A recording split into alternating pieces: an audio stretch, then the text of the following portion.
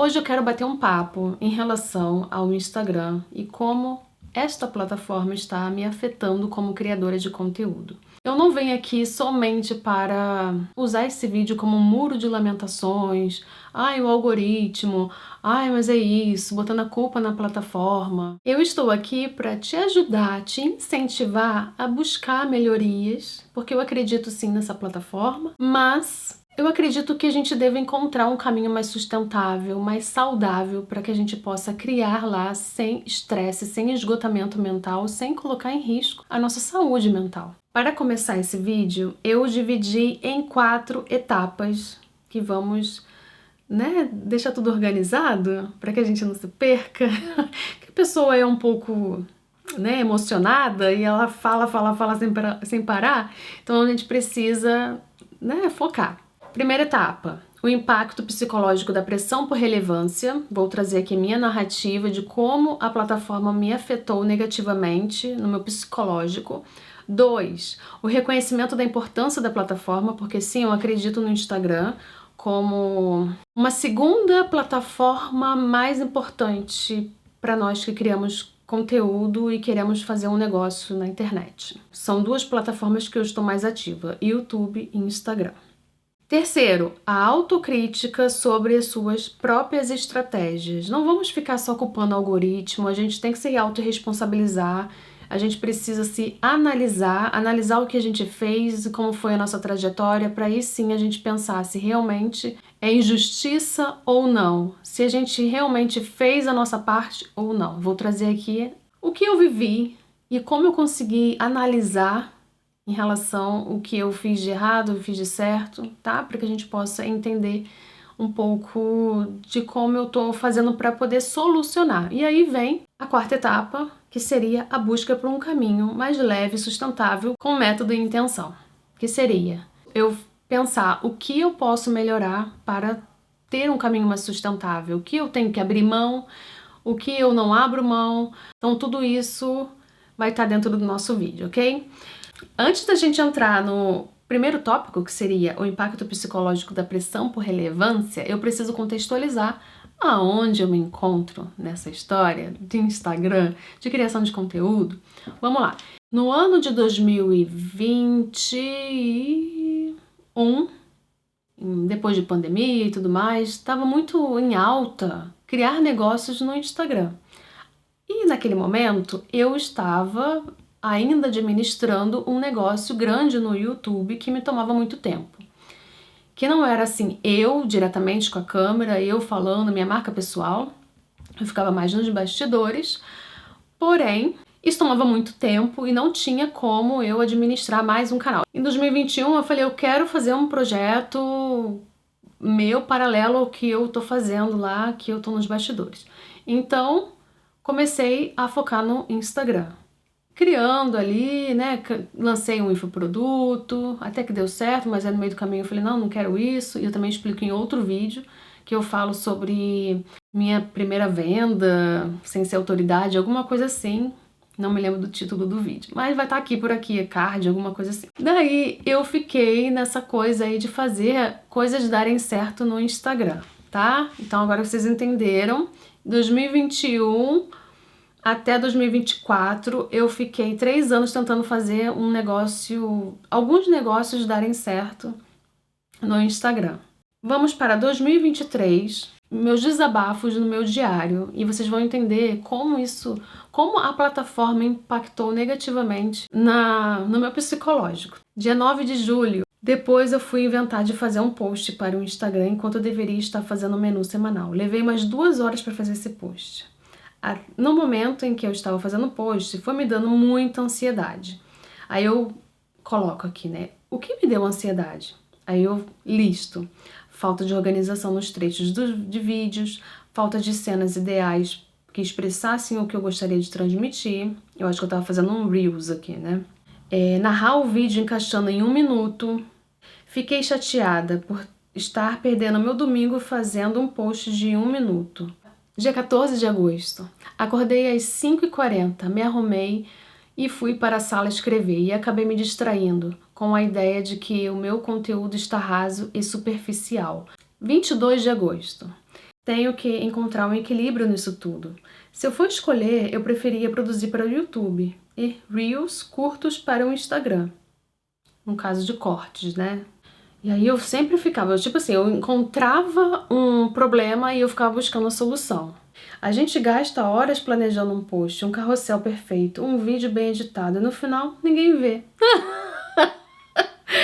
Essa foi boa. Pra encerrar aqui com chave de ouro. Agora que a gente já entendeu como é que tava funcionando ali esses impactos psicológicos por relevância, né, pressão por relevância, a gente vai entrar no reconhecimento da importância da plataforma. Sim, 2024 eu percebi muito isso, quanto os stories, ele tem essa conexão, né, esse poder de conexão com os seguidores. E as pessoas ficavam ali me escrevendo no direct, se sentiam muito próximas a mim.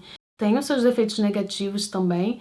Inclusive, hoje em dia eu nem faço tanto quanto eu estava fazendo ano passado, porque assim, é uma coisa que prende muito, e pensar no que você vai falar, como é que vai falar, o que vai compartilhar, o que não vai. Então assim, é toda uma função. Se você tem outras coisas para poder fazer em off, é impossível. Então por isso que eu dei uma afastada dos stories também. Mas reconheço que é uma ferramenta incrível de conexão com o público, de aproximação, né? O direct stories ali é perfeito. Tá, entendendo isso, agora vamos para a terceira parte deste vídeo, que seria a autocrítica sobre as suas próprias estratégias. Bem, eu explorei bastante os princípios do minimalismo que eu mais acreditava e que eu vivia. E nesse período eu mudei o meu foco. Uma hora eu tô falando de organização, outra hora eu tô falando de rotina, outra hora eu tô falando de hábitos, outra hora eu tô falando de cosmético, outra hora eu tô falando de skincare, outra hora eu tô falando de bem-estar, outra... Vocês entendem que tudo faz parte de um universo? Um universo de uma vida mais plena?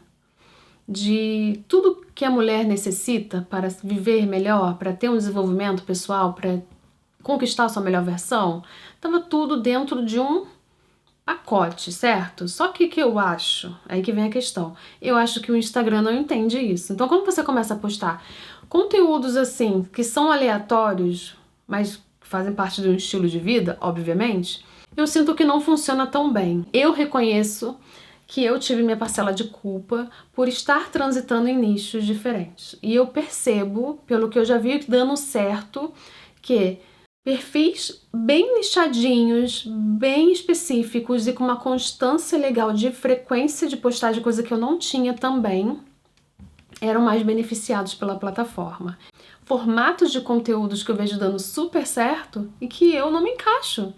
Não vou ficar fazendo coisas engraçadas, espalhafatosas,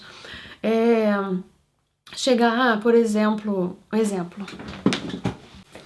Você já reparou que o Instagram agora não entrega mais o seu post? O que você pode fazer com isso? E aí ela começa a fazer umas coisas que vai chamar a atenção, umas macaquice, para poder a pessoa, quando estiver lá rolando o dedo na tela, ela parar e falar: o que essa mulher tá fazendo? O que você tá botando um monte de coisa na cabeça? E a pessoa fica presa no vídeo, porque uma das coisas mais importantes para a plataforma, deixa eu colocar meus colares aqui, é o comportamento de consumo das pessoas em relação à curiosidade. Quando a gente explora esse aspecto do ser humano, que é a curiosidade, a gente tem muito mais chances de atrair a atenção da pessoa, né? Então, assim, coisa assim, de tragédia, curiosidade, humor, isso funciona muito. Não sei se é para todas as culturas, mas no Brasil funciona demais. São coisas que eu não vou me encaixar. Mas eu reconheço que a minha falta de constância, de postar direitinho, ter frequência, ter uma organização, um planejamento com a plataforma, o meu nicho claro, né, os meus formatos muito variados, e aí as pessoas não conseguiam identificar quem era a Tati Lobo, o que ela quer fazer, o que esperar dela, porque eu tava viajando sempre, querendo inovar, querendo ser super criativa, querendo ser super autêntica. O carrossel era pra mim meu maior tormento. Criar carrossel, ir pro Canva, ficar pensando no design desse carrossel, como é que ia ser a tipografia, a cor, o estilo, a forma, o que que ia ser, qual a textura. Isso pra mim, eu lembro que eu fiquei uma vez pra fazer uma postagem, eu vou até colocar a postagem aqui na tela pra que vocês possam ver. Eu fiquei, sei lá, 1 dia e meio criando essa postagem, porque é meu perfeccionismo também, né? Aí, assim, é uma coisa que eu tenho que me autorresponsabilizar. Eu poderia criar um carrossel super simples, eu vejo carrosséis funcionando somente com textos, assim, tipo um fundo sólido, sei lá, uma cor lisa, sei lá, vamos botar verde. Verde e as letras brancas, só com uma mensagem assim que impacta. Carrossel, você vira, você lê a mensagem, você lê um pouco a legenda, pronto, e se conectou e deu certo. Agora eu não, eu queria trabalhar na estética, trabalhar pra ficar assim, sabe? É minha identidade visual e não sei o quê. Eu vejo que muita gente se perde por causa disso, porque fica pensando em identidade visual. E eu ficava presa nisso. Talvez porque eu estivesse consumindo muitos especialistas em branding, marketing. Inclusive eu comprei uns 2 cursos de identidade visual, de brand, de não sei o quê, e fiquei paranoica com isso, entende? E eu, perfeccionista, né, tive os meus problemas com isso. Eu até postei, fiz até um carrossel falando sobre isso recentemente, que é a autenticidade tóxica. Recentemente não, né? Isso foi, sei lá, ano passado. E eu falo sobre a autenticidade tóxica, de querer inovar, de querer ser a diferentona. E isso faz mal pra gente, né? Que a gente fica nessa corrida de competição pra estar relevante e poder competir com as outras pessoas que também chamam atenção. Agora, vamos para o final desse vídeo, que é a busca por um caminho mais leve e sustentável, né? Com um método e uma intenção. Eu resolvi que eu vou trabalhar no feijão com arroz. O que isso quer dizer? Eu criei todo um plano, um planejamento, que deu super certo no final do ano quando eu fiz o Vlogmas. E eu falei, vou replicar isso agora para 2025 e eu consegui postar no Instagram diariamente. Eu me programo em uma semana, posto tudo para ir direitinho assim na semana seguinte. Tô tentando esse formato, tô me sentindo menos ansiosa. E aí o meu feijão com arroz é criar postagem que eu consiga fazer com menos tempo, né? Eu tô focando assim em designs que eu só troque a foto e só troque o texto, não me querendo inovar muito e querendo ser muito diferente de cada postagem. Então assim, vocês vão perceber que vai ter sempre uma repetição de design, mas não repetição do conteúdo, obviamente, né? Claro que uma coisa ou outra eu vou explorar mais, várias vezes, por ser um assunto explorável, mas de maneiras diferentes. Então, o carrossel mais profundo, com o texto que eu gosto muito de escrever, uma das coisas que talvez eu poderia ser, né, se eu não fosse criadora de conteúdo, seria escritora, porque eu gosto de escrever. Tenho meu diário aqui de mais de 800 páginas por ano. Então eu gosto muito de escrever, é um formato que me representa e eu queria também conectar com pessoas que gostam de ler, gostam de leitura, gostam de escrita. Eu sei que não vai agradar todo mundo, não é o que a maioria dos brasileiros gostam de consumir, mas o que eu consegui fazer para me sentir satisfeita, sentir que o meu conteúdo me representa, sentir propósito naquilo, sentido na criação desse conteúdo, eu vou fazer. Então eu não vou me vender, eu não vou me trair para agradar algoritmo, agradar a maioria e querer milhares de seguidores, né? Porque se não faz parte da minha vida, se não faz parte do que eu acredito, não vai funcionar. E dessa forma que eu vou levar o Instagram daqui por diante. E daí eu gostaria de dizer que eu adaptei toda a minha central de comando de planejamento de conteúdo que eu tenho, que, nossa, é bem complexo. Eu falei, eu vou criar uma outra que é baseada nessa, que é uma inspiração dessa minha central de controle, somente para Instagram, e vou oferecer para vocês de forma gratuita para que vocês possam baixar e poderem se organizar também. A minha intenção aqui é que vocês consigam se planejar para que vocês tentem produzir de forma mais leve, né, com menos ansiedade. Estará aqui no link, né, na caixa de descrição para que vocês possam duplicar esse template e salvar na conta de vocês, né? Vocês têm que abrir uma conta no Notion. Para quem já sabe, tranquilo, mas para quem nunca ouviu falar em Notion, tem vários tutoriais aqui no YouTube ensinando a mexer, mas é só criar uma conta. Vocês podem utilizar tanto em web, tanto em aplicativo no celular. Recomendo, se for para se organizar, que seja no computador. Esse template estará aqui na caixa de descrição. Eu espero muito que esse template te ajude a tornar o processo de criação de conteúdo no Instagram mais leve, mais sustentável, que você consiga encontrar um formato que seja um formato assim que te represente e que você possa replicar isso de forma mais organizada e poder visualizar como vai ficar antes de postar.